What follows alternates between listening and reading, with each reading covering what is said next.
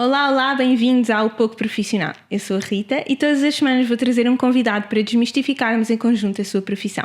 Antes de vos apresentar o convidado de hoje, vamos aqui a algumas perguntas rápidas. Qual é que é o teu job title? Primeiro. É possível um bebê dormir a noite toda? Nem pensar. Depende das idades, atenção, mas muito provavelmente não. Os bebés têm mesmo que arrotar depois de todas as refeições? Não, há exceções. É um mito, portanto. É um mito. Olha, diz-me uma profissão que tu não sabes na prática o que é que essa pessoa faz. Sei lá, engenheiro aeroespacial.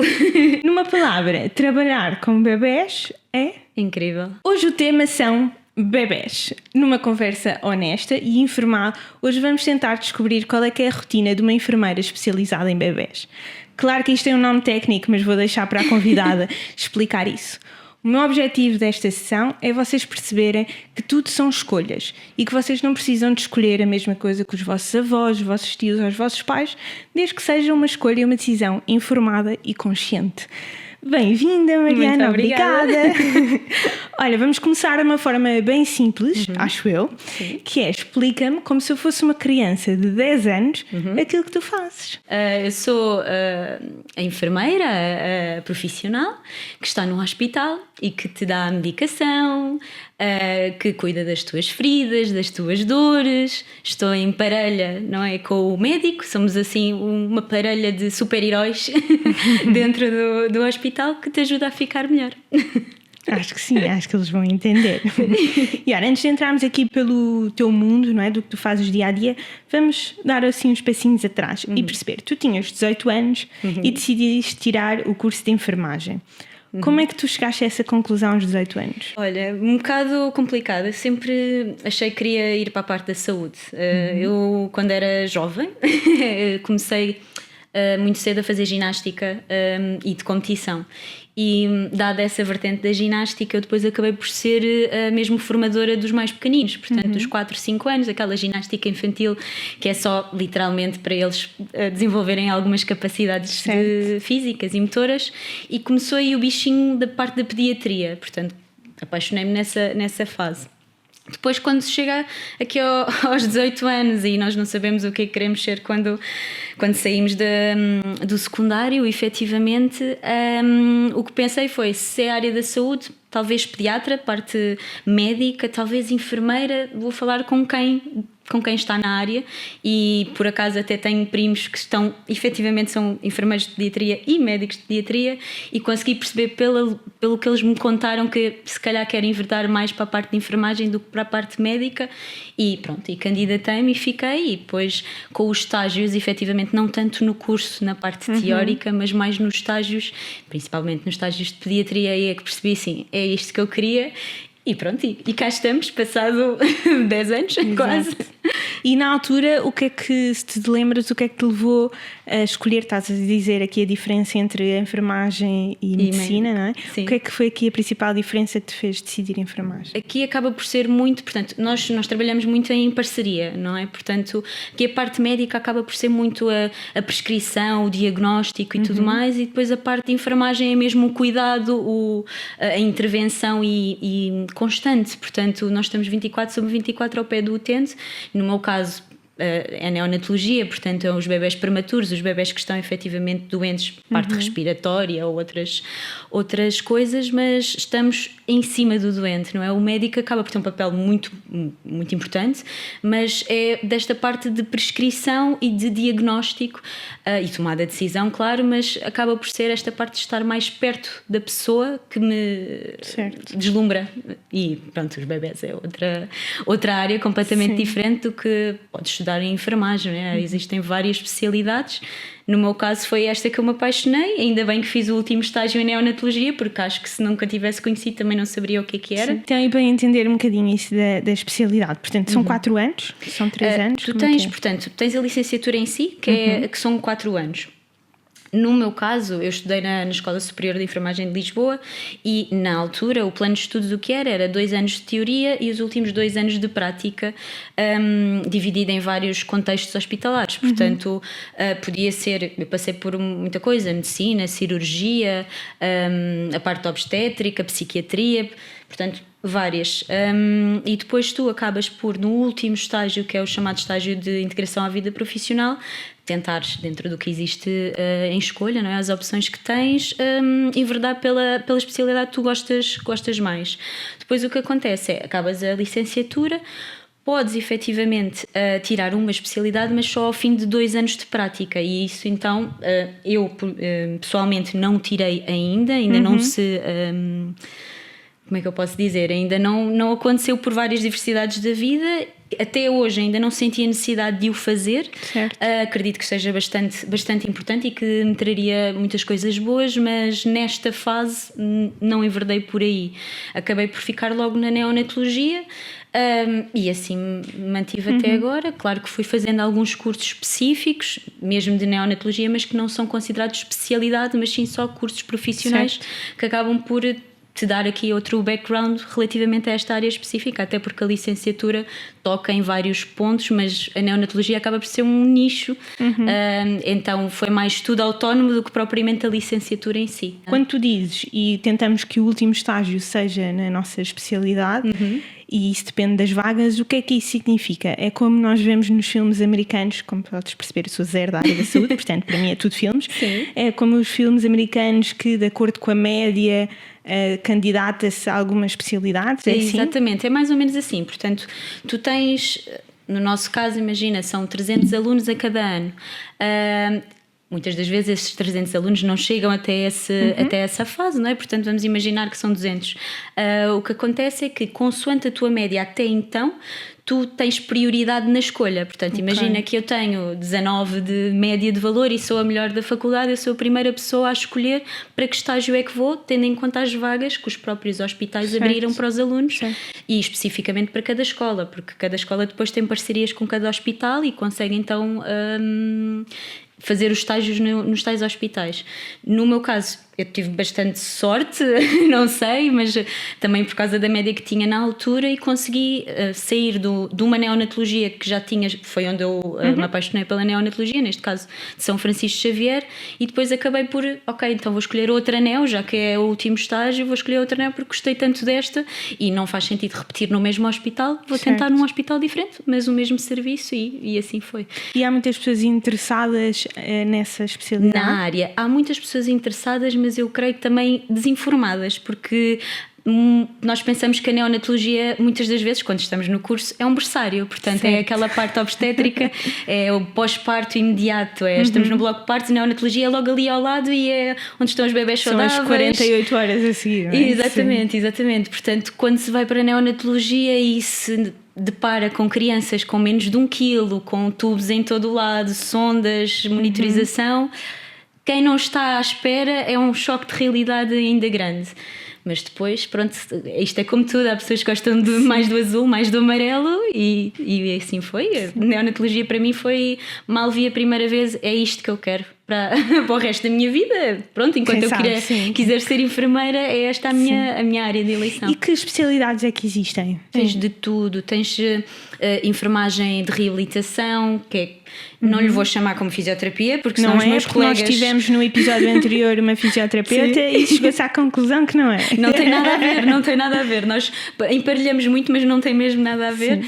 Tens de reabilitação, tens de saúde materna ou infantil, portanto tens muitas colegas só que têm especialidade de saúde materna e que podem ser enfermeiras parteiras, por exemplo. Tens de psiquiatria, portanto tu tens tanta área cirúrgica, médico-cirúrgica. As especialidades que existem em medicina se traduzem também para a enfermagem, mas claro que depois em termos de conteúdos é diferente.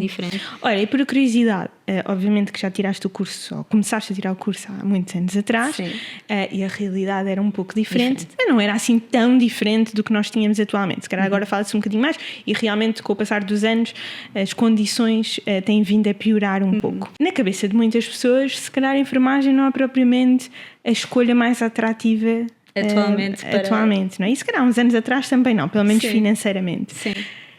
Isso era um peso na tua cabeça? Isso foi importante? Isso falava? Se não se falava? Eu penso que entrei muito na ignorância, porque eu não falei muito disso, isto é, nunca foi um objetivo pensar, ok, eu vou para esta profissão porque dá menos ou mais dinheiro, portanto nunca pensei exatamente nisso. Depois, claro, depois com o começar da atividade profissional e a falar até com outros colegas que enquanto eu estava na faculdade eles estavam a sair e até foi uns anos mais difíceis para a parte de enfermagem, que muitos tiveram que emigrar porque não havia trabalho ou o trabalho que havia era muito precário. Certo.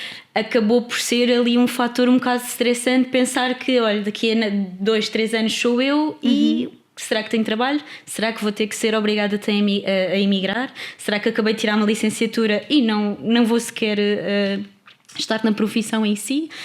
Ainda surgiram essas dúvidas e esses medos, mas creio que desde que até houve esta pandemia do Covid, acabou por valorizar de alguma forma a enfermagem, estando ainda muito a anos-luz do que estamos lá fora, porque até somos muito requisitados enquanto enfermeiros portugueses lá fora, nós somos o must lá para fora. Então o Reino Unido, eles sempre que podem, acaba aqui o ano letivo, eles vêm mesmo recrutar enfermeiros portugueses, porque a nossa formação é mesmo muito boa face ao que é, neste caso, no Reino Unido. Sim. Essas condições, por exemplo, financeiras, é diferente de especialidade para especialidade? Acaba por ser, imagina, não tanto de especialidade por especialidade, não se nota tanto isso, pode acontecer, mas não é tanto isso, é mais em termos hospitalares, isto é, tu tens o Serviço Nacional de Saúde e entras através do Serviço Nacional de Saúde, mas depois também tens outros hospitais, público ou privados, ou só privados, que acabam por fazer contratos e carreiras intra-hospitalares diferentes, não é? Portanto, a única coisa que acaba por ser sempre igual é quando entras pelo Serviço Nacional de Saúde e vais seguindo a carreira profissional. Portanto, em termos contratuais, depois depende para onde tu envias os teus currículos, a tua expectativa também será... Sim, existe sempre essa diferença, se é público ou privado, não é? Mas, por exemplo, se estivermos a falar de um médico de medicina geral versus cirurgia... os próprios salários são bastante dispares, não é? Sim, sim. Eu estava a tentar entender se em termos de enfermagem... Que eu tenho conhecimento, eu só senti isso por ser como sou enfermeira de uma unidade, portanto ser um bocado mais específico, havia alguma discrepância face aos enfermeiros, imagina, de uma urgência geral ou, sei lá, de uma medicina, mas era uma discrepância muito pequena, isto é, só havia uma maior discrepância para enfermeiras, lá está, parteiras, mas aí também mexe com a especialidade em si, o facto de tirares mesmo o chamado canudo, a especialidade em si, aí então faz diferença. Agora, só o facto de eu sair da faculdade, eu escolho, imagina, medicina e a minha colega escolhe cirurgia, ambas, no mesmo hospital, ambas vamos receber o mesmo, portanto não acaba por ter essa diferenciação. Depois é parte mesmo de currículo em si, não é? Se tiras uma pós-graduação, se tiras uma especialidade ou outros cursos inerentes, ou para além disso, se assumes... Isto já mais tarde, se assumes outro tipo de responsabilidades, chefe de equipa, orientação de alunos, orientação de colegas, e pronto, aí são acréscimos também à tua formação. Para uma pessoa conseguir ter um bom salário, é necessário estar em vários hospitais ou várias clínicas? É necessário isso? Ou simplesmente... é uma escolha, quer dizer, tudo é uma escolha, não é? Mas no sentido de é para ter mais currículo, é para experimentar mais coisas e estar ali, ou é mesmo, é necessário, por exemplo, no episódio de fisioterapia que nós tivemos aqui, a pessoa estava em 4 sítios diferentes, em escolas, clínicas, etc., coisas diferentes, mas estava em mais do que uma. A enfermagem é necessário isso? Acaba por ser assim, porque se tu vires bem, pronto, em termos de atualidade, houve um aumento do custo de vida brutal. Então acaba por ser, eu pelo menos senti na altura, portanto há quase 10 anos atrás, apesar de viver com os meus pais e não ter propriamente aquela ambição de agora vou sair, agora vou começar a trabalhar, vou sair, mas a verdade é que em termos de ordenado e face o custo de vida é muito complicado ter só as tuas 40 horas semanais num hospital e está bom. Consegues fazê-lo? Consegues, só que se calhar não vais ter que comer comida de marca branca, não vais poder sair com os teus amigos, vais ter que sempre arranjar alguma desculpa de não posso ir porque não tenho realmente uma vida mais condicionada. Uma vida bastante mais condicionada, então acabas por desculpando com eu preciso se calhar de mais experiência, mas o cerne da questão é se calhar preciso de mais experiência, sim, correto, é verdade, mas é mais pela esta questão financeira que uma pessoa acaba por procurar uma terceira fonte de rendimento. Eu neste momento por acaso trabalho no hospital e trabalho numa clínica de análises e acabei por fazer a minha própria marca a título pessoal também para perceber como seria a resposta também daquilo que eu queria formar. De qualquer forma, alguns nestes 10 anos eu já estive também em 4 sítios ao mesmo tempo, por essa questão de querer fazer o mais dinheiro possível, ou porque quero comprar o meu primeiro carro, ou algo assim, ou fazer uma grande viagem, e pronto, e é aí que nós temos que nos sujeitar e olha, vamos ver onde é que há trabalho e prestadores de serviço, não é? Portanto, a recibos verdes e pronto, bora trabalhar e bora descobrir experiências novas, não é? Eu, por exemplo, adoro bebés, mas já cheguei a trabalhar num lar, portanto, que são os bebés grandes. É verdade. Portanto depende mesmo da escolha de cada um. Acredito que seja mesmo necessário ir a um duplo ou um triplo, quem sabe. Olha, vamos ao momento de publicidade do dia. Tu tens um negócio próprio, como disseste, que é uma evolução, não é? Do teu próprio trabalho. Explica um bocadinho o que é. Vou deixar os links todos na descrição e aconselho mesmo a irem ver. E tem posts super educativos que eu já estive a descobrir ali nessa coisa. Mas explica um bocadinho o que é a tua marca, o que é que tu fazes, que tipo de serviço é que tem. Que a marca surgiu, ela chama-se Anti-Nurse, portanto a tia enfermeira em inglês, não é? Acabou por surgir porque eu há uns, 2, 3 anos atrás, lá está, nesta busca de ter triplos e quádruplos e tudo mais, acabei por encontrar uma empresa que fazia mais ou menos isto que eu faço atualmente na minha, apoio no pós-parto imediato, e acabei por encontrar algumas famílias, algumas delas estrangeiras, que já estão habituadas a este tipo de cuidados lá fora, coisa que ainda vai se entranhando aqui em Portugal, e que acabaram por me chamar várias vezes a tia, portanto era sempre a auntie is here, so acabou por surgir aqui, o nome acaba por vir daqui, e o que eu pensei foi, existe tanta necessidade, tanto na área, em termos de residência, na minha área de residência, mas principalmente o que eu noto mais é mesmo os expats, portanto tudo o que é estrangeiro, que está cá sozinho em Portugal e não tem qualquer apoio, não tem mesmo até cursos de preparação para o parto direcionados em inglês, que é a sua língua materna. Então acabou por surgir aqui a oportunidade então, e se eu fizer, claro que com o intuito também de dar resposta às famílias portuguesas, mas se eu fizer também mais direcionado também para os estrangeiros, e acabei por então investir em termos de design, de página e tudo mais, como agora tudo é muito baseado também nas redes sociais em termos de publicidade. Pensei, vou começar por aqui, criar uma rede de clientes que acaba por ser o passo-à-palavra mais que isso, e pronto, desde março que estamos on, os próprios cuidados, a minha própria maneira de deixar com que esta parentalidade seja o mais fácil possível para os pais. Se bem que há sempre muita informação, é muita pressão nos pais de hoje em dia, e percebo que tanta informação, tantos os lados, qual será a que mais correta, mas a Anti vem nesse sentido, vem de cheguei, venho-vos ajudar, quais são as vossas dúvidas, não há propriamente uma resposta certa, nós vamos moldar consoante a cada família o que poderá ser mais correto para vocês, para também não se sentirem aquele julgamento de só se faz desta forma e eu gostaria de fazer de outra, será que posso? Não, eu só sou assim, o pai só pode fazer assim, e não é verdade, nós temos que ser assim mais flexíveis, e a Anti vem mesmo nesse sentido. Cascais, Lisboa, estamos cá. É só contactarem. E para vos ajudar, que eu tenho aqui os serviços. Então, apoio noturno.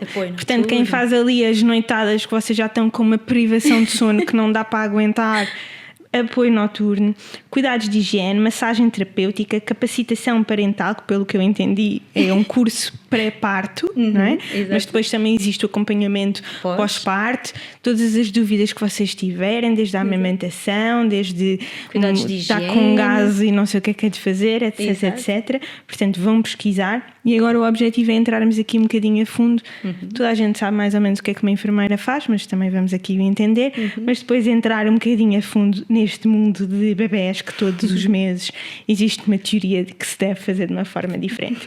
Ora, e antes de entrar no teu dia-a-dia, vamos só fazer aqui uma questão sobre então o que é a vantagem do teu serviço. E depois acaba aqui um momento de publicidade, ela já teve os seus minutos. Que é, qual é a vantagem ou o benefício dos casais irem ter contigo para fazer estes cursos por exemplo, pré-parto e não irem fazer aqueles cursos de preparação que já existem dos centros de saúde e não sei onde é que se pode ir procurar essas coisas, mas que normalmente já existem, até as próprias clínicas privadas também já fazem, não é? Que vão 20 casais para lá ao mesmo tempo. Exato. E qual é que é a diferença entre fazer contigo e fazer nestes pré-preparados? Não é? Exato. Acaba por ser aqui a diferença maior, acaba por ser o facto de ser um serviço mais personalizado, isto é muito benéfico o facto de estares numa sala com vários pais, vários casais a fazer esta preparação, mas depois acaba por ser algo dispendioso em termos de tempo. Acabas por não ter tanta atenção da formação em si, da prática em si. Será que estou a fazer bem? Será que não estou a fazer bem? Num grupo grande. Portanto, isto acaba por ser mais benéfico no sentido em que é mais personalizado. Estão os pais na sua própria casa, com o seu próprio material, conseguem fazer... isto é, conseguem perspectivar como será mesmo em casa, neste caso com o Nenuco, não é? Porque não levo nenhum bebê, não tenho nenhum bebê meu para ajudar nesse sentido, mas a verdade é que como é tudo feito em casa e estão muito mais, parece-me, são muito mais confortáveis para fazer questões que podem ser um bocadinho mais tabu, podem ser questões que eles podem pensar, eu estou a perguntar isto, mais vale pesquisar isto, que vergonha, o que é que eu estou aqui a perguntar? Então acaba por ser ali uma bolha de maior conforto para eles fazerem este tipo de questões e treinar, e acaba por ser também o facto de quem está a fazer este acompanhamento com eles, neste caso eu, depois vai conhecer efetivamente o filho ou a filha, vai fazer o teste do pezinho, que é ali na primeira semana, vai avaliar a mama, portanto a amamentação, avaliar se ganhou peso, como é que está a ser o seu crescimento e desenvolvimento. Então acaba por ser uma avaliação contínua e não só está aqui a nossa avaliação, não é? O nosso curso pré-parto e agora, pronto, espero que corra bem, não é? Portanto acaba por ser um contínuo e com uma proximidade muito maior, têm sempre um apoio também contínuo em nível virtual, portanto acabam por ter sempre alguma dúvida que surge às 4 da manhã, muito provavelmente eu às 4h30 já consigo lhes responder. Sim. Portanto acaba mesmo por ser um serviço mais personalizado, mais rápido e dando assim então mais conforto e segurança. E mais próximo, e mais próximo. Porque não existem perguntas parvas, mas às vezes quando estamos com muitas pessoas temos vergonha de fazer essas perguntas. Olha, então explica-me, na prática, aquilo que tu fazes. Lá está, se fizeres manhãs tens uma coisa, se fizeres noites tens outra. O que acaba por acontecer é que nas manhãs tu tens muita movimentação. Há a visita da equipa médica, há a visita dos terapeutas da fala, os fisioterapeutas, assistentes sociais, psicólogos, nutricionistas. Portanto, acaba por ser uma maior confusão dentro da unidade, por haver tanta agitação, mais a visita dos pais. Atualmente, por causa até do Covid, entretanto ainda não se atualizaram estas normas, ainda não há visitas, mas imaginando numa altura de visitas iam avós, tias, portanto muita gente e aí há mais movimentação, na noite já nem tanto. Em termos de cuidados em si, lá está, a minha unidade não é uma unidade de bebés ditos saudáveis, os bebés Nestlé, os bebés gordinhos, estamos a falar de bebés com menos de 1 quilo, mas está, um bebê tem que nascer, deve nascer para lá das 38 semanas, 38, 39, 40, os meus nascem 28, 29, 30, portanto muito, muito pequeninos, com necessidade de ajuda ventilatória, com necessidade de ajuda de alimentação parentérica, isto é, tudo o que é soro, catéteres e monitorização cardíaca constante. Portanto, aqui a parte de enfermagem, o que acaba por fazer, para além do que o comum mortal conhece de dar medicação e mudar fraldas, não é? Acaba por ser... nessa unidade são fraldas, hoje em dia já existem, mas por exemplo, eu fui um desses bebés, portanto se vocês estão com essa preocupação, apesar de eu ser uma maluca que tem um podcast, estou aqui vivinha, mas fui um desses bebés e na minha altura era um plástico quase a fazer de fraldas, porque não existiam fraldas tão pequeninas. Agora já existem algumas marcas. Agora já existem algumas marcas, mesmo de fralda de prematuro, -1, não é? Nós queremos ir comprar as fraldas, é 1, 2, 3, não, estas já são... também. É um triângulo, uma pequena tanga uma tanga de fralda. Mas a verdade é que, pronto, não é só o que nós costumamos dizer, até mesmo aos alunos quando vão para lá, não é só dar biberons e mudar fraldas, aqui é muito mais. Estamos a falar de um bebê que nasce com 2 meses antes do que é suposto, onde ele deveria estar no útero da mãe, sem qualquer tipo de estímulo, mesmo os sons mais abafados e tudo, e de repente nasce, vem cá para fora. É completamente dependente da sua vida destes barulhos e destas técnicas invasivas, e de repente vê-se num espaço mais frio, mais barulhento, pronto, a sofrer algumas questões aqui dolorosas, porque a colocação de catéteres e tudo mais também traz isso. E então aqui a parte da equipa de enfermagem, o que é mais importante, principalmente na minha unidade, é aqui a proteção da parte do desenvolvimento, do neurodesenvolvimento. Isto é, existe muita informação que nos diz que o que nós fazemos nesta fase inicial, nestes primeiros meses de vida, tem repercussões mais tarde a crianças que mais tarde podem ter algum tipo de problemas neurais, portanto, bebés com paralisias, bebés com autismo, crianças com alguma dificuldade de acuidade visual ou auditiva, tudo, portanto. O que nós fazemos na unidade em si, de ter todo o cuidado de mudar uma fralda, demora 20 minutos a mudar uma fralda, mas é específico porque eu não posso levantar as pernas, porque eu tenho que mover em bloco, porque eu não posso ligar a luz porque eles não estão preparados para a luz nas pálpebras, portanto isto é tudo uma magia ali à volta que requer muita paciência, que requer muita capacitação dos pais, porque os pais também estão prontos para um bebê dito bebê Nestlé, como nós chamamos. Portanto, estas pequenas coisinhas, nós falarmos de temos que falar mais baixo, não podemos bater na incubadora, encostar na incubadora ou passar assim as unhas na incubadora a fazer barulho, isso para eles é como se nós estivéssemos na nossa cama e de repente alguém nos bate na parede e tu acordas completamente sobressalto. Portanto, é este tipo de coisinhas pequenas, são várias, eu adorava de contar tudo, mas daí a integração na neonatologia são anos. Sim. Na verdade, mas é basicamente muito isto que nós fazemos, essencialmente parte de apoio aos pais, de parte de psicologia e de gestão de expectativas, porque muitas das vezes o bebê nasce prematuro e os pais pensam, ok, então mas mais uma semaninha e está em casa, não é? Não é bem assim, não é uma semana, se calhar serão 2 meses, vai depender dele, cada bebê é um bebê, portanto nós temos, claro, critérios que nos dizem não podem sair antes de ter 35 semanas, não podem sair antes de ter 2 kg de peso, mas quem sabe um bebê demora 2 meses para atingir os 2 quilos, outros podem demorar 1 mês, vai muito depender de toda a gravidez em si, da pessoa e todo o contexto do parto e do bebê em si. Normalmente as raparigas são um bocadinho mais rápidas a desenvolver-se, um bocadinho mais despachadas a desenvolver aqui a capacidade de alimentação, os rapazes já são mais pastelões. Isto é uma das coisas que também nós dizemos aos pais, infelizmente, não é um estudo propriamente que nós façamos, mas é o que nós vemos no dia-a-dia. Mas pronto, é muito gestão de expectativas da parte parental e dos cuidados imediatos à criança. E como é que é gerir esta relação com os pais? Porque os pais estão 9 meses, ou 10, não é? Em alguns casos, mas neste caso claramente são menos do que 9. E estão nesta expectativa de ter o filho e levá-lo para casa. E portanto estão na expectativa e já criaram o que acham que pode vir a ser uma rotina e as decisões que querem fazer, etc, etc. E depois têm que deixar os seus filhos, portanto, e aqui é a mesma palavra, deixar os seus filhos no hospital durante 2 meses, e ir lá visitar um filho. Quando supostamente tenho que o levar para casa. Como é que é gerir isso? Lá está, nenhum pai pensa, quando está a mãe grávida, não é? Nenhum pai pensa, o meu filho vai nascer prematuro, vai ficar no hospital, portanto é um tratamento de choque.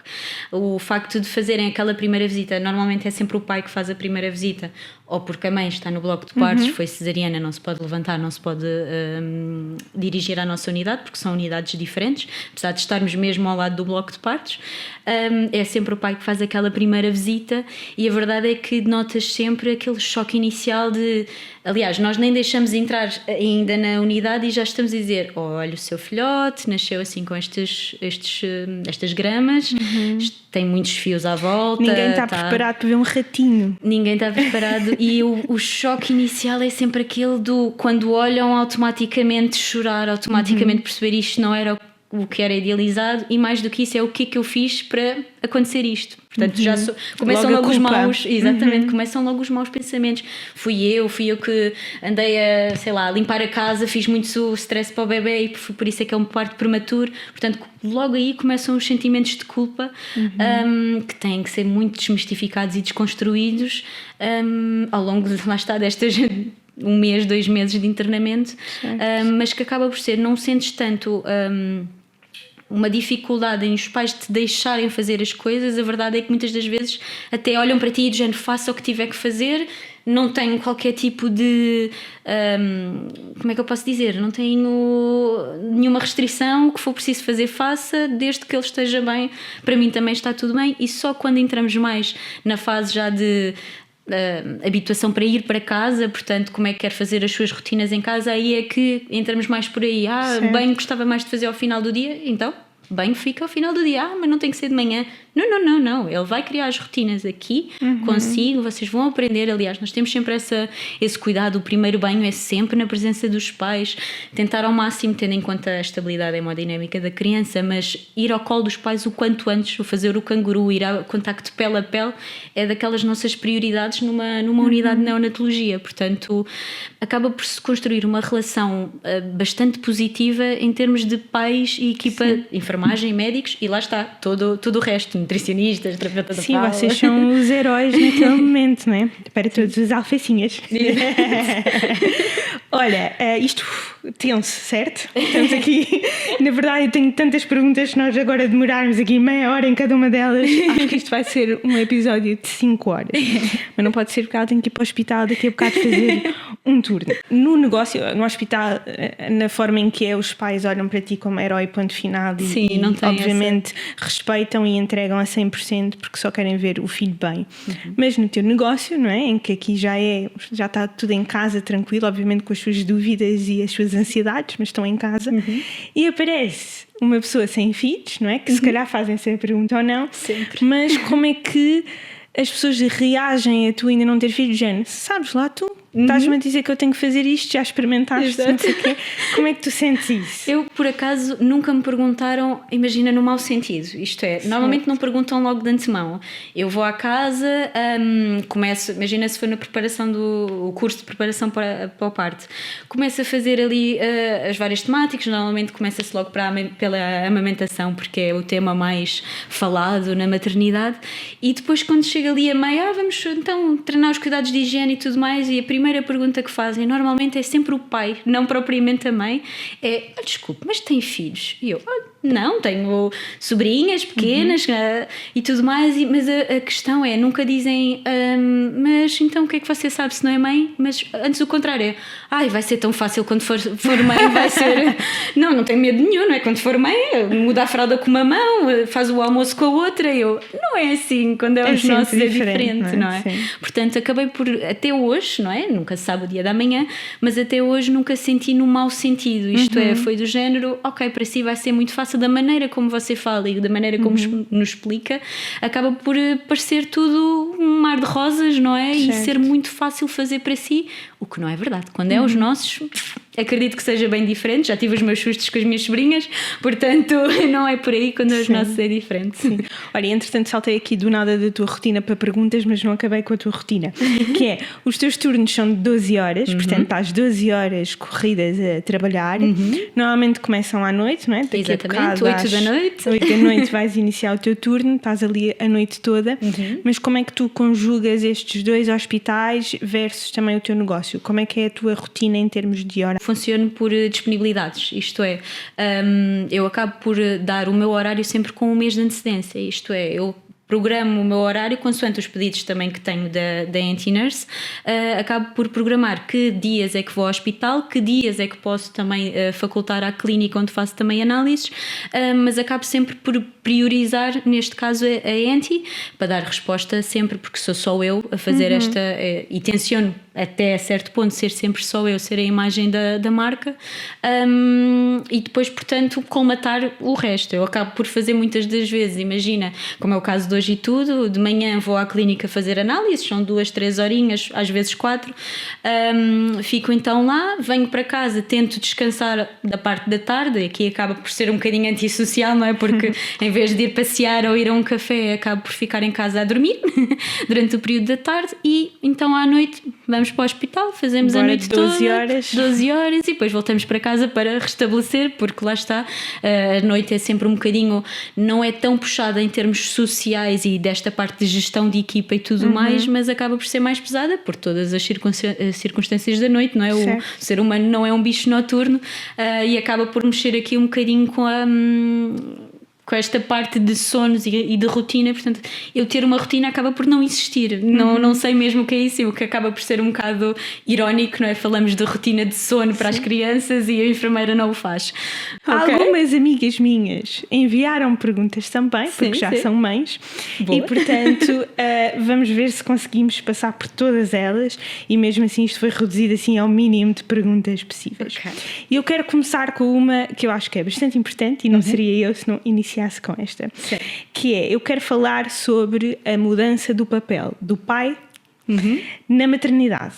O que se nota muito, e isto acaba por ser um bocado o que foi sempre até hoje, não é? Portanto, normalmente numa gravidez e quando há a chegada de um bebê, há muito instinto maternal, é a mãe que sabe fazer, ou é a mãe que se quer sobrepor, não propositadamente, claro, mas que é aquele o seu bem mais precioso, então é natural que mudar a fralda, vou ser eu a mudar, dar de mamar, sou eu que tenho que fazer.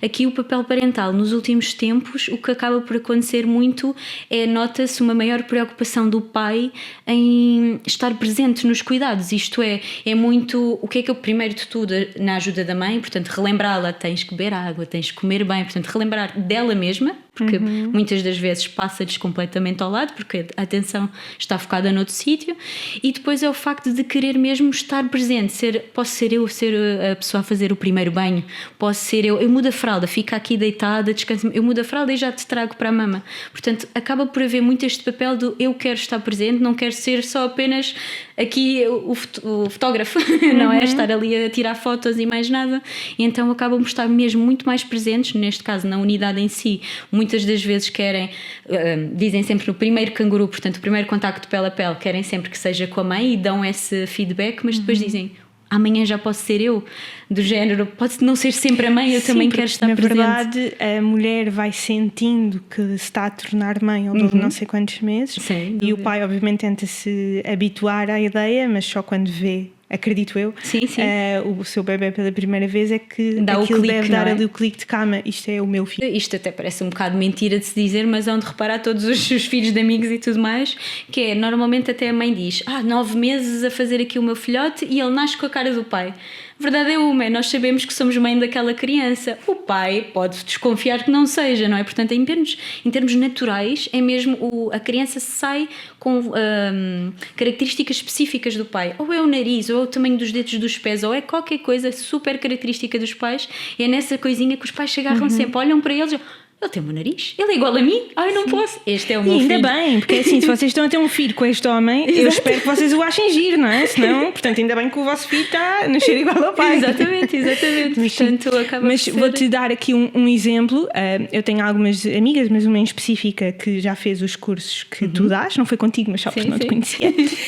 E neste último, portanto, já é o segundo que ela está a ter, e neste segundo ela gostou muito de uma coisa em particular, portanto, também partilho contigo, caso tu não faças, que foi, portanto, a enfermeira explicava como é que se faria, e depois, em vez de ser a mãe a fazer pela primeira vez, era o pai a fazer pela primeira vez. E foi muito numa de, sem nunca dizer porquê, mas depois à parte falou-se que é, nós não sabemos se vai ter que ser cesariana ou não sabemos que tipo de complicações de parto é que vão existir, e portanto há a necessidade de preparar cada vez mais também os pais, e acho que deve ser sempre feito, não por estas razões, mas já sabemos como é que é em termos históricos, de preparar também o pai para para estar ali a fazer, presente e a fazer as coisas também. E seguro mais que tudo, não ficar na dúvida de como é que isto se faz. Vou ter que chamar a minha mãe, ou a mãe dela, a avó materna da criança, neste caso. Portanto, acaba por ser muito isto também que acabamos por fazer no curso, isto é, claro que fazemos com um boneco, não é? Portanto, não nos podemos comparar diretamente o que é agarrar uma criança e o que é agarrar um nenuco. Que vai mexer. Vai mexer, vai espernear, no banho vai escorregar, a pele parece assim pele de rã, não é? Portanto, vai escorregando. Portanto, só o facto de ter alguns pontos, alguns alicerces para depois, quando for o real deal, conseguir fazer, será ótimo.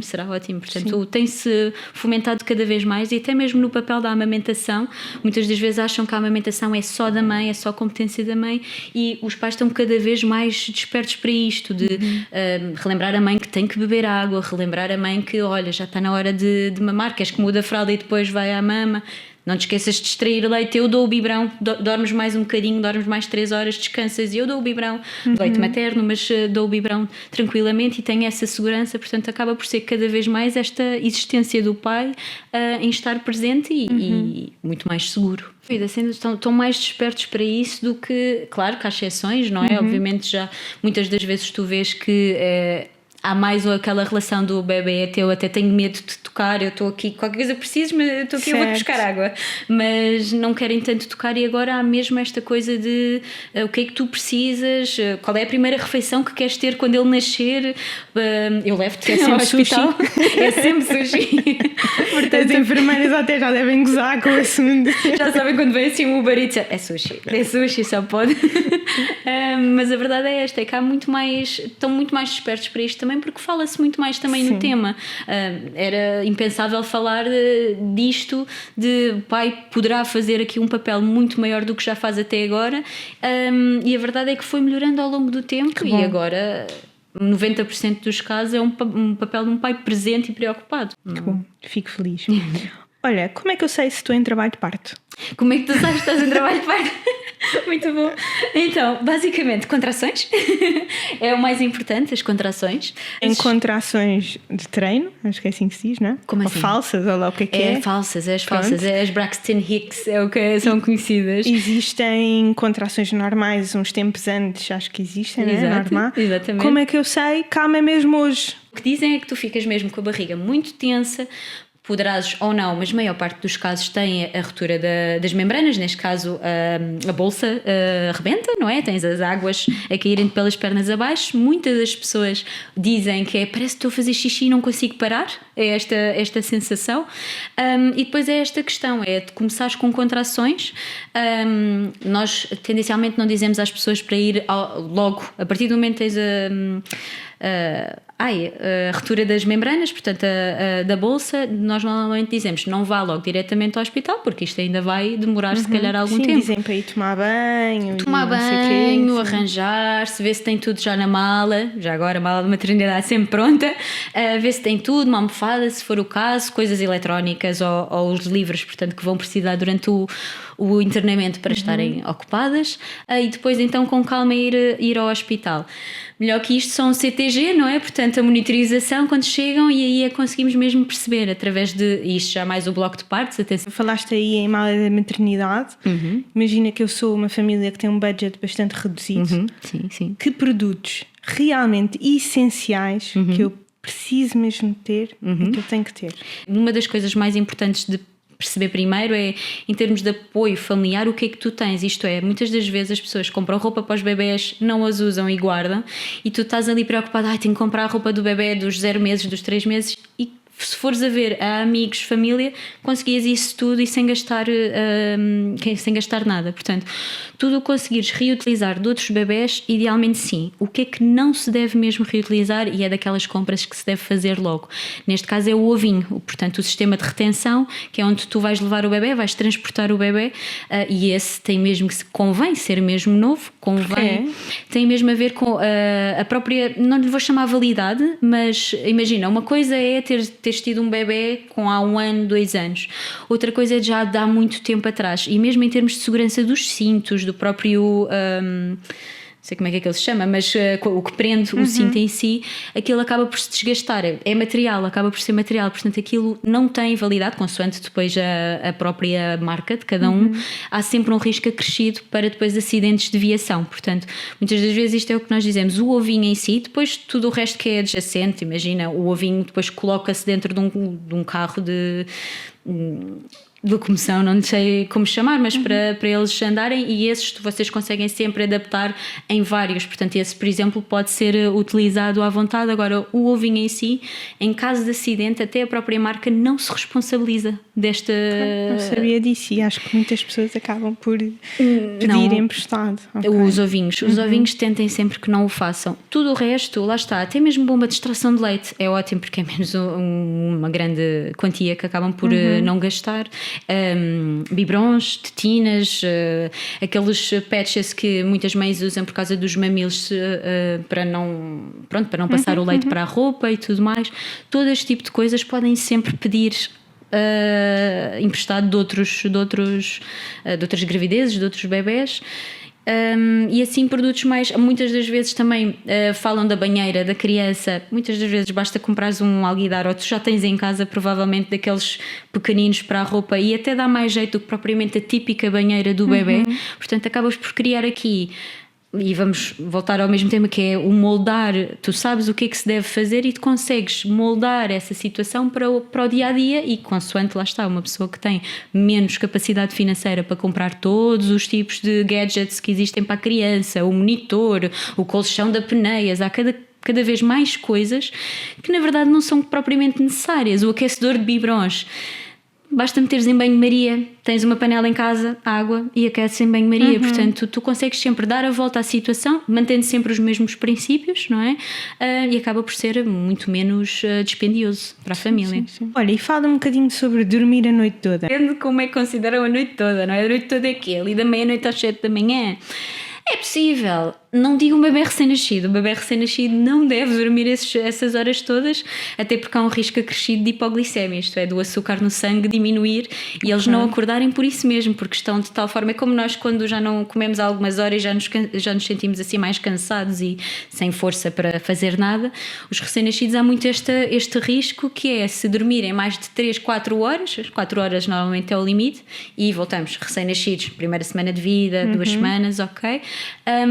Aí então poderão estar em risco esta parte da hipoglicemia. Agora, e deve-se acordar o bebê? Deve-se acordar o bebê mesmo, fazer de propósito, começar a tirar algumas peças de roupa, mudar a fralda mesmo para ele estar mais desperto, muitas das vezes dar de mamar mesmo contacto pele a pele, portanto neste caso o bebê só estar de fralda, que é mesmo para estar mais desperto, porque depois há bebés que são realmente mais adormecidos, há outros que de hora a horas estão a acordar, e tem mesmo a ver com os picos de crescimento deles, ou outros fatores, mas aí depende da avaliação para a avaliação. E qual é que é a diferença de, por exemplo, neste momento tenho 2 amigas que têm um dia de diferença dos bebés.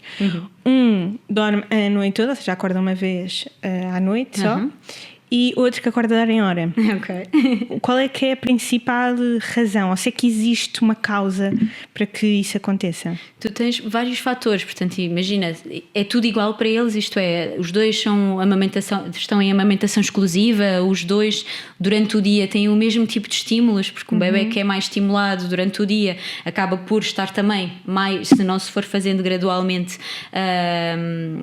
a rotina do sono, fala-se muito disto da rotina do sono, de no final do dia começar a abrandar, começar a diminuir luzes, começar a diminuir sons, e isso desde o início acaba por ter um impacto grande para a criança. Depois, muitos outros estímulos, uma gravidez que foi muito mais agitada e outra que foi completamente tranquila, o próprio bebê será um bebê um bocadinho mais agitado e por isso mesmo acorda de hora a hora. Ou um bebê que tenha um peso menor, portanto maior necessidade de alimento, no sentido em que, como está restrito, parece que está sempre com fome, certo, e então vai acordar de hora a hora e vai sempre à maminha. Ou então o que dizem sempre, não é? Bebê que chora, está cheio de fome, ele não está a mamar bem. Depende, mas às vezes acontece ser uma baixa lactação e por isso o bebê então, lá está, instinto de sobrevivência, chora para ser alimentado. Poderá ser isso. Isto é tipo uma zona muito pequenina, ok? Certo, não é certo, todo bebê que chora é porque não está a ser bem amamentado nem pensar, ok? Mas existem muitos fatores que podem... podem... Quando falas em teve muitos estímulos, o que é que são os estímulos? É brincar com o bebê? É muito barulho, não é tanto o brincar, é muito barulho, passou o dia todo, imagina, a mãe levou-o para um restaurante, muito barulho de restaurante, à tarde foram para o centro comercial, mais barulho, em casa chega, está a música mais alta, está a televisão mais alta, e este tipo de estímulos são estímulos que acabam por ser perturbadores para a criança e estimulantes nesse sentido, e por isso é que quando se vêem num local mais tranquilo, voltam à atividade anterior. Portanto, daí ser tão importante estimular a criança, sim, sem dúvida, mas depois no final do dia começar a diminuir estes estímulos, ser mais só o miminho, ser o banho muitas das vezes. Ou seja, então as cestas, vou-lhe chamar assim, durante o dia não devem ser em... Não é aqui o devem, tenham cuidado, okay? Isto é porque eu não sou da área, posso usar estas expressões, mas devem ser não em puro silêncio, não é? Existe aquela coisa, o bebê está a dormir. Não façam barulho. Ou seja, convém fazer aqui a diferenciação entre durante o dia, portanto, até podemos estar aqui a falar com pessoas com luz e o bebê está ali a dormir. Exatamente. Durante a noite, aí sim é mais acalmar para o bebê começar também a perceber a diferença. É mesmo aqui o ciclo circadiano, portanto... Claro que o bebê não vai perceber se é noite lá fora ou se é dia lá fora, mas começa-se a criar desde o bebê este tipo de ciclo. Portanto, claro, não tens que fechar as persianas para o bebê dormir, e aliás isso normalmente até só está mais preconizado a partir dos 4, 5 meses, em que começas mesmo a criar a rotina do sono, em que é mais no escuro que eles adormecem, até porque eles não conseguem dormir sem ser no escuro, mas numa fase inicial é importante mesmo teres o barulho de estarmos a falar normalmente, nada assim muito agitado, e depois no período noturno, até muitas das vezes usar o white noise e tudo, nem precisa de ser completamente sem som, até porque depois tens os casos mais complicados e que os pais ficam mais saturados, que estão a manter o silêncio todo em casa, não estão controlados, não é? E de repente o vizinho meteu a música mais alta e o bebê acordou.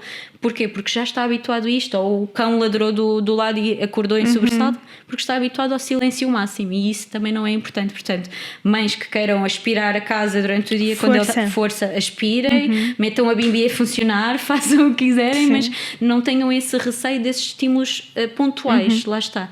Não é, quando eu falo em overstimulating, é mesmo ser o dia todo nisto. Portanto, ser muito barulho de manhã, muito barulho à tarde, muito estímulo à noite, toca no pezinho, ele estava a dormir, vem a visita, deixa-me pegar nele, e acorda o bebê. Portanto, todos esses tipos de estímulos vão mais tarde, não é uma ligação direta, poderia ter repercussão na parte do sono. Okay. Mas se nós tivermos que generalizar aqui, dá assim uma mini receita de rotina de sono para os pais aplicarem lá em casa. Então, dependendo depois de cada bebê, porque isto pode não resultar para os mesmos bebés.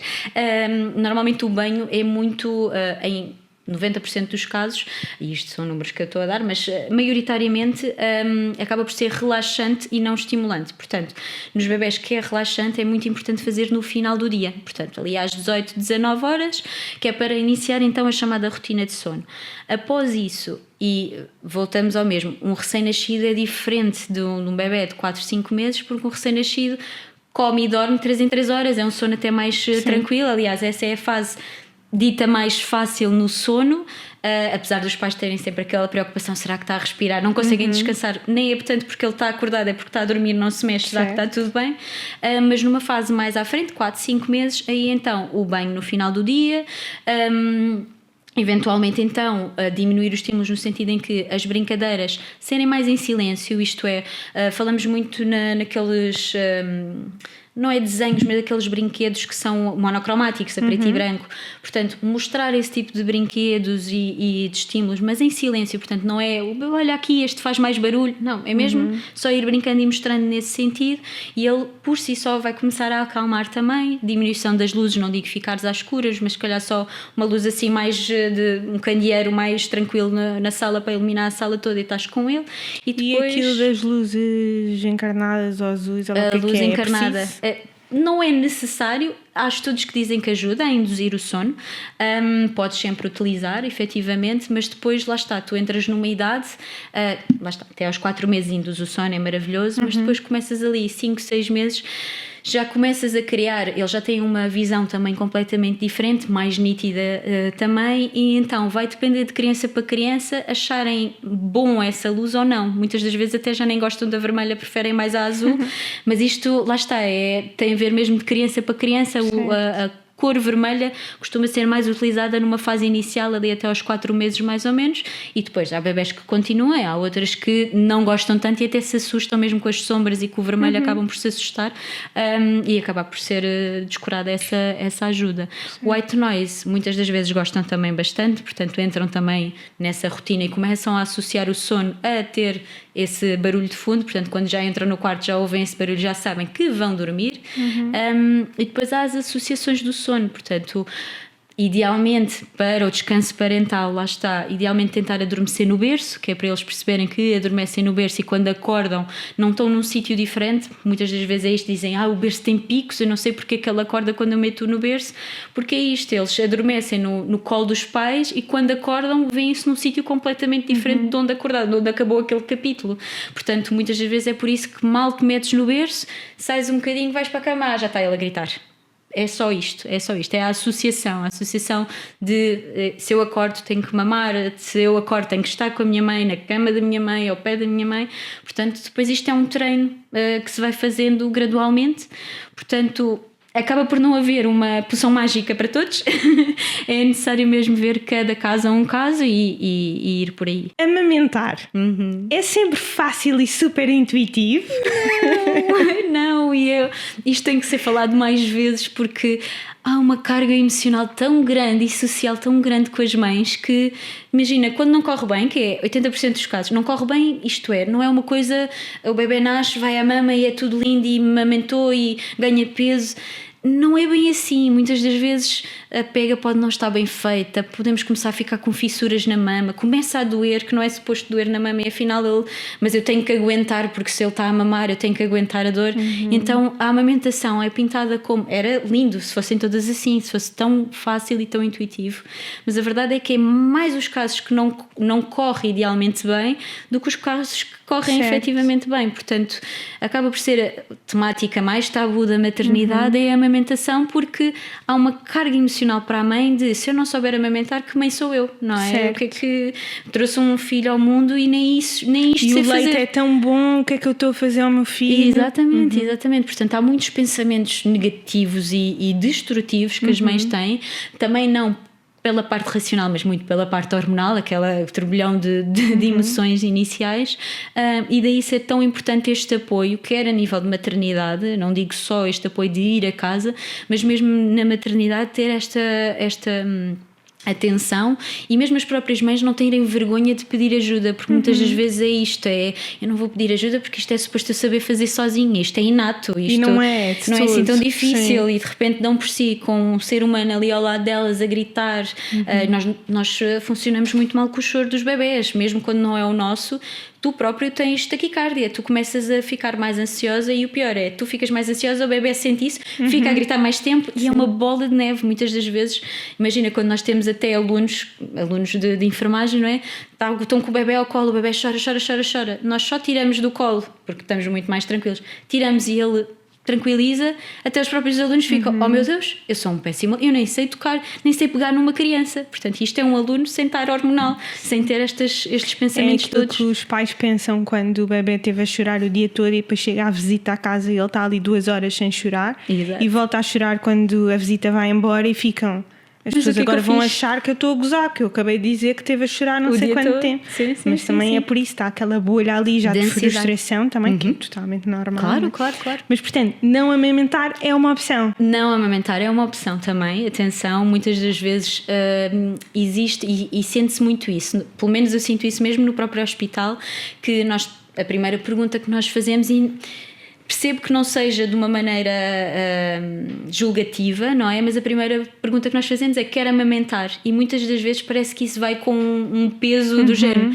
É para dizer que sim, não é para dizer que não, e não é assim. Portanto, muitas das vezes quando uma mãe diz, olha, não quero amamentar porque fiz implantes mamários e não quero, ou não quero amamentar porque nunca me vi a amamentar, a única coisa que um profissional de saúde tem que fazer é informar os benefícios efetivamente da amamentação e informar como deve fazer esta interrupção da amamentação de uma forma segura, porque não é só uma mãe dizer não quero amamentar porque tem que tomar medicação para suspender a lactação, tem que ter aqui alguns cuidados que é para não ter mastites, não ser uma mãe que já tomou uma decisão informada, de certeza, mas dar este feedback mas e conseguir... o corpo depois precisa também de saber disso. Exatamente, não é só não vou amamentar e não estou a produzir leite, não é bem assim, mas é comum haver este pensamento de não quero por diversos motivos e cada um... Todos válidos, sim. São todos válidos. O objetivo mesmo do episódio que são opções, desde que sejam com conhecimento e consciência. Exatamente, e sem julgamento, é isto que as pessoas têm, porque quando algum... Porque eu creio que muitos veem dessa forma. Quando o enfermeiro ou o médico, quem seja, pergunta então, mas porquê que não quer? Ou quando tentamos desmistificar isto, não é no sentido de não, eu vou virar aqui a situação, eu vou conseguir levar a minha avante e esta mãe vai amamentar. Não é nesse sentido. Existem vários casos, mães com depressão pós-parto naquela fase inicial por causa disto mesmo, por causa destas sensações todas, esta carga emocional e social que existe.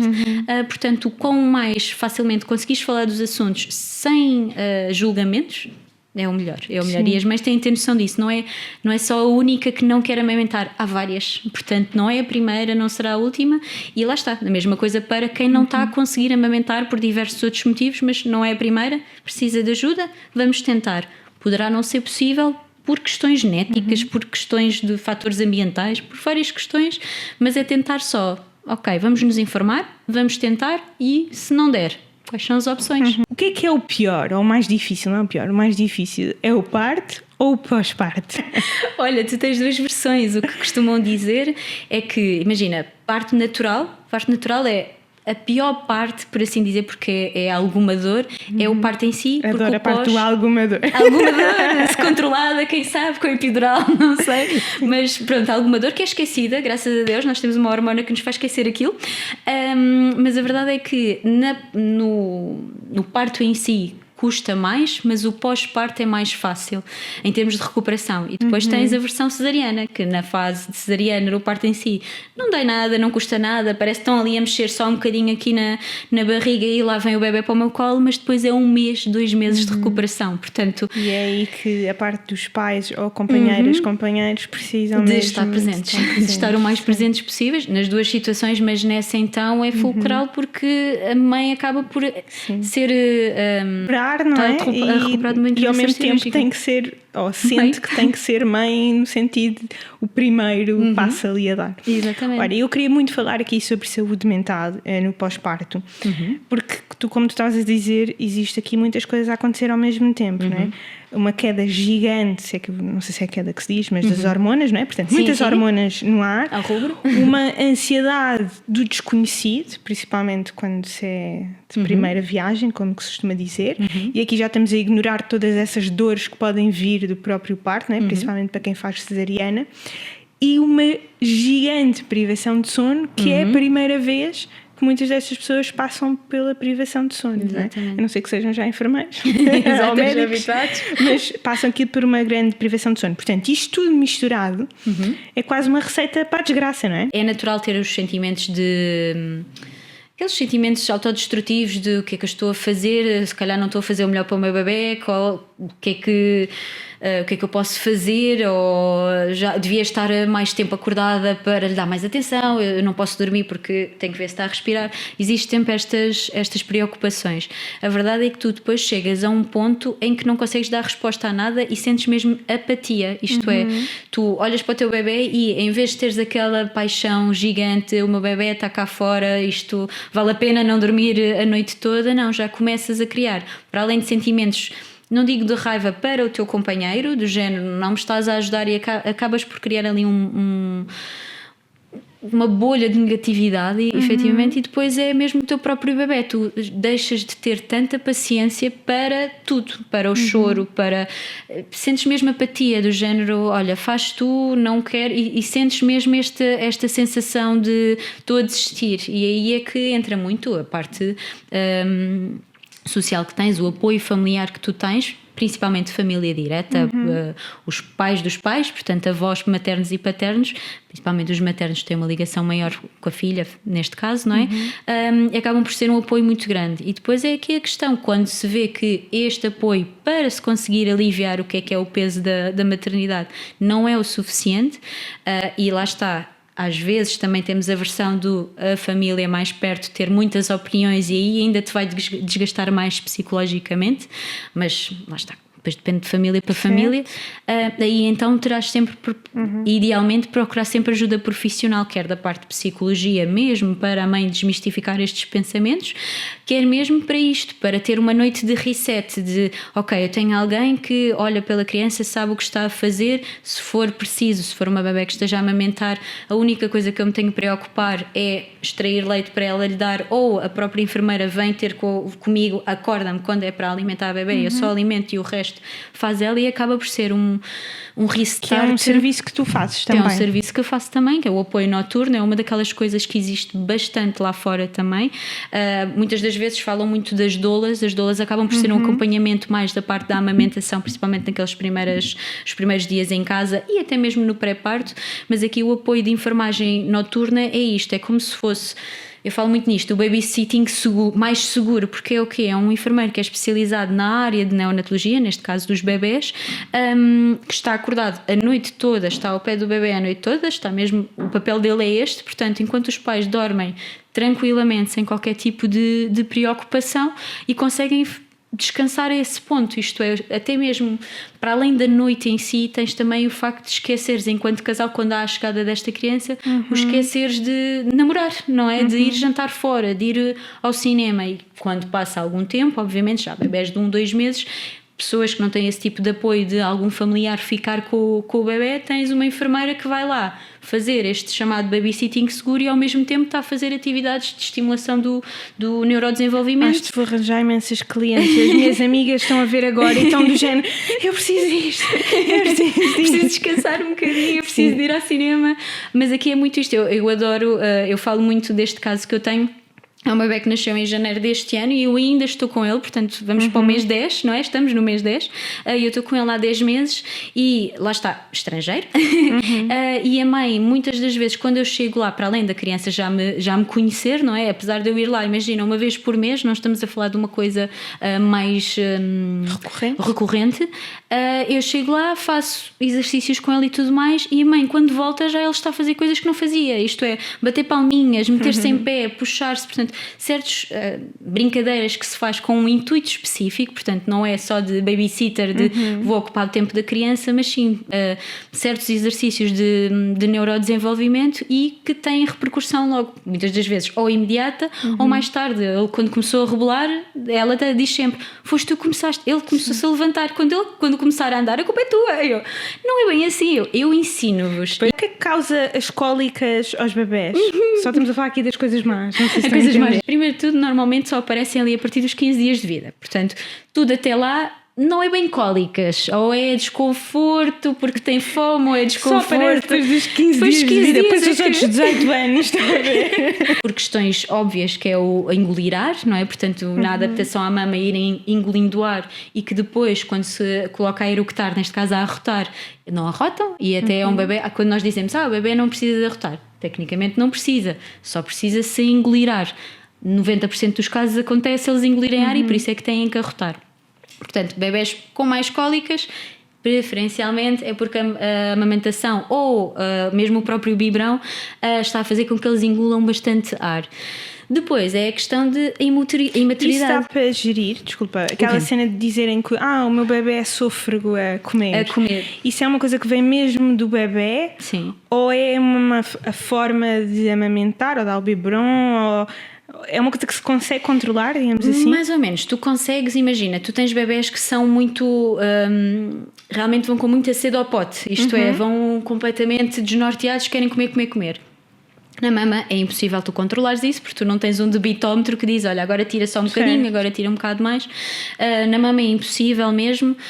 Acaba por ser mais facilitador se fores fazendo mais pausas, mas depois depende do bebé, que pode ficar irritado por causa dessas pausas. Sim. Portanto, não há propriamente uma magia para esses casos. De biberons, existem vários os biberons anticólicas, e é outra vez esta questão, é tentar usar biberons com um fluxo menor, que é para eles puxarem, terem que ter mais força para puxar e conseguir fazer a transferência do leite, e fazer então aí mais pausas, enganando por vezes, caso sejam bebés que usam Xuxa, metê-los assim sentadinhos com a Xuxa na boca e do género, ok, vamos fazer aqui uma pausa de 2-3 minutos, voltamos ao biberão outra vez. Portanto, vai sempre depender do teu bebé. Há, claro, estratégias, obviamente, e mães que não amamentam e têm bebés com cólicas, existe o leite específico para cólicas também, que acaba por ajudar. Mas mesmo a própria mãe, existem alguns alimentos que deve evitar de forma excessiva, ok? Portanto, não é porque comeste uma feijoada hoje que agora o teu bebé vai ter cólicas as próximas 24 horas, ok? Nada disso. Não pode ser, é uma coisa recorrente, mas basicamente é isto. As cólicas são naturais, é a imaturidade do sistema gastrointestinal da criança, vais colmatando. E como é que os pais sabem que é uma cólica? Ou seja, o bebê está a chorar. Pronto, e depois o pai tenta sempre, pai e mãe, tentam sempre perceber, isto é fome, isto é sono, isto não sei o quê. Como é que sabe que é uma cólica? Tu consegues descartar, mais ou menos eles dão sinais, isto é, o bebê que está a chorar e está constantemente a esticar as pernas, isto é, como se estivesse a fazer pontapés, muito provavelmente é cólicas. Claro que depois tens que descartar os outros sinais, portanto, se tu metes a xuxinha ou metes a mama e ele fica tranquilo e está tudo bem. Agora, se é um bebê que tu realmente vês que está a dormir tranquilamente e de repente, lá está outra vez a mesma coisa, estica as perninhas e desata a chorar, muito provavelmente são cólicas. Depois o contexto, já não faz cocó há 24 horas, se calhar vai ser um bebê que vai fazer isto com mais frequência também, portanto vai depender. Eu sinto que estou sempre a dizer-te isto, vai depender. Quantos bebés é que vocês, ia dizer tomam conta, mas não é tomar conta, não é? Mas tratam ao mesmo tempo? Ao mesmo tempo, tu tens, pelo menos na minha unidade em si, nós temos os 5 casinhas, que são as 5 casinhas de intensivos, portanto bebés que estejam mais gravemente doentes, ventilados invasivamente, entre outras coisas, são então 5, e depois temos 10 que são os chamados intramédios, que são os bebés que estão a aprender a comer, ainda têm comida, ainda são alimentados por sonda, ainda estão a ganhar peso, ainda não chegaram sequer ao 1,5 kg, portanto nesta fase assim mais já com estabilidade, mas que ainda são muito pequeninos. E então basicamente acaba por acontecer é termos 4 enfermeiros para estes 15 crianças, portanto depois vai depender da patologia de cada um, ou se algum está isolado com algum bicharoco do hospital, ou mesmo alguma infecção específica, e aí divides consoante, para além de que tu tens sempre os bebés que são, ou tentas que assim aconteça, os bebés que são mais graves ficarem com as pessoas mais graduadas, normalmente os chefes de equipa, e depois os outros então com as pessoas que estão ainda em integração ou que estão ali na fase de 1 ano, 2 anos de unidade, porque tentamos sempre fazer uma integração, porque é mesmo muita informação, acaba por ser muito difícil de espelhar isto aqui, do que é que se faz efetivamente na neonatologia e quais são os cuidados a ter, mas que demora efetivamente pelo menos 6 meses a 1 ano a teres tranquilidade no que fazes, ainda não estás completamente autónoma, isto é, não fazes tudo a 100%, precisas sempre de validação com outro colega, mas demora até 1 ano para te sentires mais capaz e autónoma no teu trabalho. Sim. E olha, é impossível eu não perguntar isto, ok? Mas aquelas histórias de trocarem os bebés...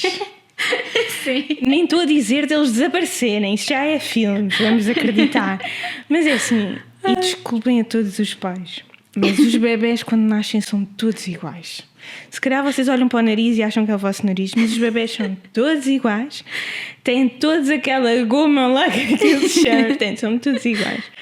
Vocês não se enganam a pôr de uma caminha para a outra caminha, de certeza absoluta. Absoluta, nós temos sempre, lá está, ainda por cima, nós temos sempre a identificação específica. O bebê nunca fica com o bebê com o nome dele.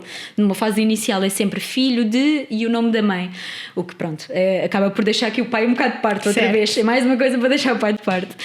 Mas a verdade é que estão sempre identificados, idealmente nas mãos, e no berço também, portanto, depois temos mesmo alocados e nos os gêmeos? Os gêmeos já aconteceu.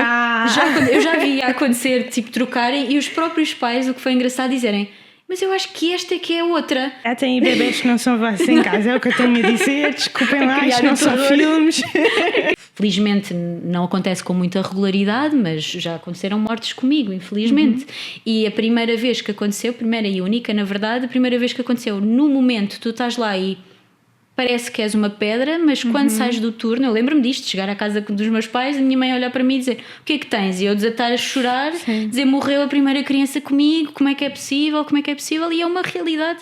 Graças a Deus no meu hospital não é assim tanta, porque nós só que Quem é que informa os pais? Os médicos é que fazem essa gestão, portanto também têm que ter frieza médica, uma é o que eu chamo. frieza médica, porque ou para comunicar que aconteceu, normalmente nós comunicamos já com os pais lá, portanto quando temos algum bebê que está em fase terminal de vida, tu já comunicas aos pais, os pais já estão lá, tentamos sempre que o bebê esteja no colo do pai, caso pai e mãe, caso queiram, portanto nunca há aquela informação de: olha, dirija-se ao hospital, temos uma má notícia para lhe dar. Isso não acontece, e muito menos ser desta forma, não é? Sim. Portanto acaba por ser muito o papel do médico nesse sentido, e depois todo o apoio que está envolvido nessa fase. Agora, depois aí é a mesma parte do enfermeiro que lida com a situação. E por curiosidade, como é que se gere isso a nível burocrático? Ou seja, o que é que eu quero dizer com isso?